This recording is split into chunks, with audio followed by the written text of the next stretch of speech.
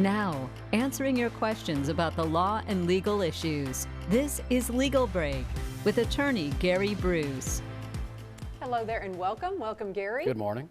Legal Break Wednesday. Something that's been in the news recently. As a matter of fact, WTVM even did a story on this about how the Columbus police will stop working accidents on private property. What's your take on this, Gary, and how should a motorist proceed if they're involved in an accident on private property? Well, that's a good, I don't see much impact from this, so Okay. I think it's probably a good decision. So here's the deal. For years, they treated private property differently than they did on the road wrecks anyway. So when you got a report from a private property wreck, like somebody backed into you in your driveway or at the grocery store, you got a parking lot kind of deals. Yeah, that's really what we're talking about. So they were very skimpy reports anyway. There just really wasn't much there. So here's what I suggest, and no one got tickets, right? So not that tickets decide anything, and maybe we talk about that for a minute.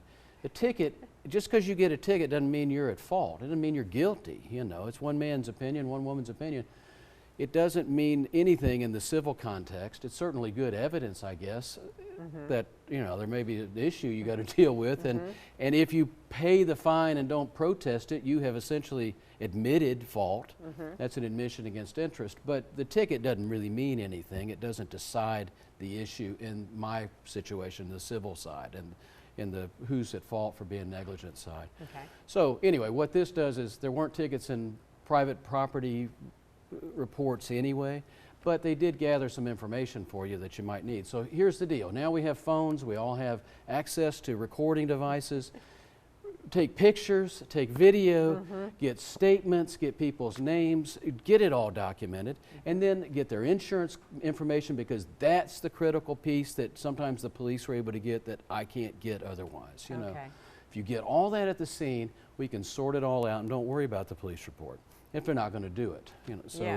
So they're not doing it, oh well, just make sure you get the information that they would have gotten, which is just document it. Run that video camera, and get what people say and where the cars are relative to other things.